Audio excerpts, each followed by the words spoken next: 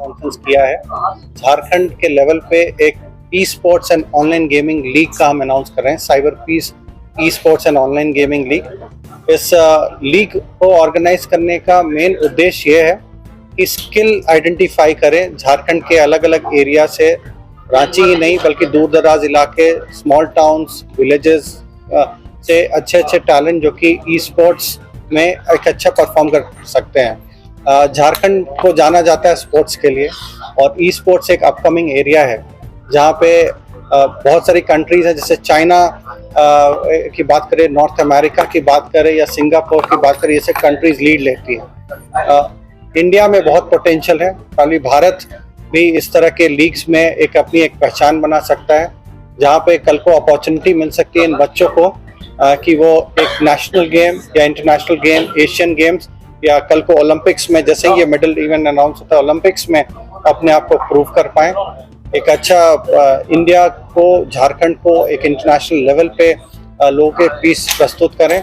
साथ ही साथ स्किल और करियर में भी इन्हें मदद कर सकता है। कोई स्टार्टअप करना चाहे तो ई स्पोर्ट्स और गेमिंग में स्टार्टअप करने की भी बहुत अपॉर्चुनिटीज हैं। ई स्पोर्ट्स की बात करें तो ई स्पोर्ट्स को किस तरह से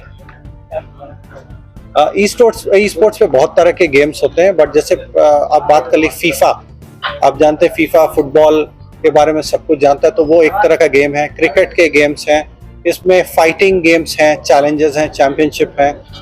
इसमें AR VR रिलेटेड चैंपियनशिप है, जैसे कोई बॉक्सिंग करना चाहता है तो वो ग्लासेस ऑक्यूलस पहन के एक्चुअल सेंस कर सकता है, एक नॉकआउट मैचेस कर सकता है। तो इस तरह के बहुत सारे स्किल बेस्ड गेम्स हैं जो कि जिससे स्किल डेवलप करता है बच्चों के। तो हम सिर्फ वो स्किल बेस्ड गेम्स पे फोकस कर रहे हैं ताकि बच्चे इसमें आगे बढ़ें और इसको करियर के रूप में, ना सिर्फ एंटरटेनमेंट बट एक करियर के रूप में भी ई स्पोर्ट्स को देख सकते हैं। कोई जीतते हैं तो उसमें अवार्ड वगैरह हम लोगों ने अवार्ड्स रखा है, हमने कुछ स्वैग्स, गुडीज और कुछ अवार्ड रखा है। इसमें एक चैंपियनशिप जो भी विन करेगा उसको मेडल्स एंड अवार्ड्स भी दे रहे हैं, साथ ही साथ कुछ गुडीज भी दे रहे हैं उसमें, और भी बहुत सारे अवार्ड्स हैं जो इसमें रखे गए हैं।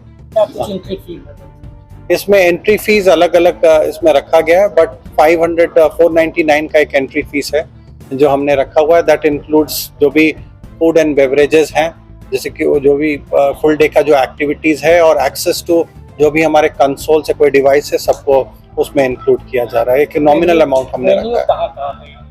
वेन्यू हमने लेवल 7 रखा है जो डोरंडा में है, लेवल 7 साइबर पीस कैफे वहाँ पे रखा है।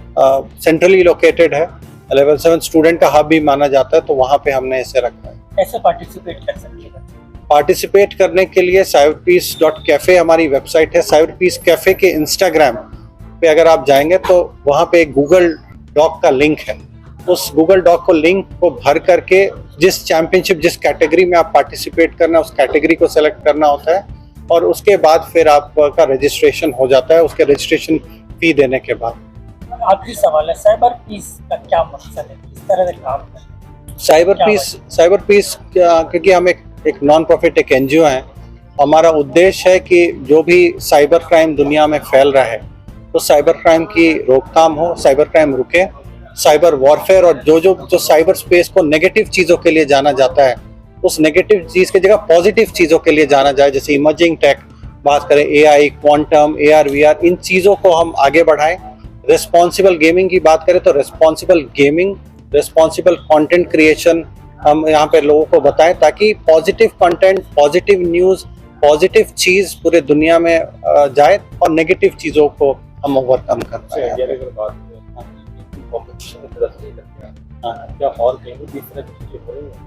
ई गेमिंग कंपटीशन जितना मुझे मालूम है इंडिया के स्तर पे तो इस तरह की कंपटीशन नहीं हुई है। एक दो छोटे छोटे टूर्नामेंट जरूर हुए हैं, बट ई स्पोर्ट्स लीग जैसा अभी तक नहीं हुआ है। बाकी ग्लोबली अगर बात करें, चाइना में बहुत सारे इस तरह के कंपटीशन होते हैं, अमेरिका में होते हैं, सिंगापुर में होते हैं, तो इस तरह के लीग्स ऑर्गेनाइज किए जाते हैं। और जैसा कि मैं बताया कि एशियन गेम्स में अब एक मेडल्ड इवेंट है, उससे बड़ा अब क्या हो सकता है। इस लेवल पे गेम्स अब नेशनल गेम्स में इंट्रोड्यूस हो रहा है। फिलीपींस के नेशनल गेम्स में ये इंट्रोड्यूस किया गया था पहली बार, आई थिंक 2018 में ये इंट्रोड्यूस किया गया था, और अब 2028 के ओलंपिक्स में उम्मीद है, क्योंकि Olympics e sports series start कर दिया ओलंपिक्स ने।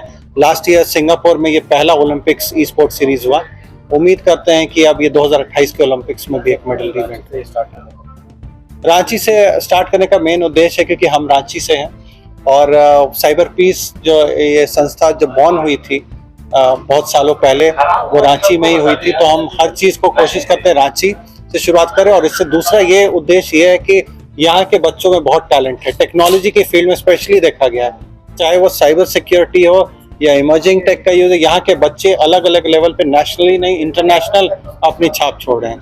तो कोशिश है कि इन बच्चों को, इन टैलेंट्स को हम यहाँ से आइडेंटिफाई करें, उनको एक प्लेटफॉर्म दें और उनको हम आगे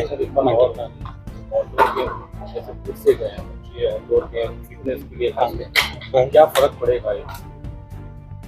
देखिए, इन अ वे मेरा ये मानना है कि ये गेम्स एक्चुअली सपोर्ट करेगा इस तरह के आउटडोर गेम्स को। जैसे कि अगर बॉक्सिंग की बात करें, अब यहाँ पे रांची में बॉक्सिंग रिंग हर जगह तो नहीं है, लेकिन आप VR ग्लास पहन के अगर बॉक्सिंग करते हैं तो उसमें आपके हैंड मूवमेंट्स, लेग मूवमेंट, ये सब भी तो हो रहे हैं। तो वो फिजिकली आपका एक तरह से कनेक्ट भी है। अगर आप बैडमिंटन खेल रहे हैं तो आपको हैंड स्विंग्स हो रहा है, ये सब चीज़ हो, तो वो सब एक तरह से फिजिकल स्पोर्ट्स को भी हम इसमें एनकरेज करेंगे कि लोग फिजिकल स्पोर्ट्स भी करें, बेटर स्किल करें। हो सकता है टेक्नोलॉजी इनेबल करेगा लोग को ऐसे इस तरह के स्किल्स में और आगे जाने के लिए, और फिजिकल स्पोर्ट्स में भी इनकरेज करेगा कि वो आगे भी पार्टिसिपेट करेगा। रांची का एक रांची के जैसे लोग पूछ सकते हैं कि बाहर के भी लोग, इंडिया के लोग कनेक्ट। यहाँ पे अभी जो हमने ई स्पोर्ट्स का ये किया, ये स्पेशल जो लीग है ये झारखंड स्पेसिफिक है। तो रांची के अलावा हजारीबाग, देवघर, कहीं से भी लोग रिमोट लोकेशंस से भी आ सकते हैं, बल्कि दूर दराज इलाके जैसे। और मैं तो ये बोलता हूँ, मैं तो कन्विंस करना चाहूँगा कि जो साइबर क्राइम हब्स हैं जैसे जामताड़ा जैसे लोकेशन है, मैं उन बच्चों को भी बोलूँगा कि आप अपना टैलेंट आजमाएं कुछ पॉजिटिव साइड में, यहाँ पे ई स्पोर्ट्स में अपना करियर अपनाएं, और जो नेगेटिव काम कर रहे हैं हो सकता है उसको पॉजिटिव साइड एक अच्छा यूसेज में एक स्किल सीख करके अपने स्टेट का नाम रोशन करें। Thank you.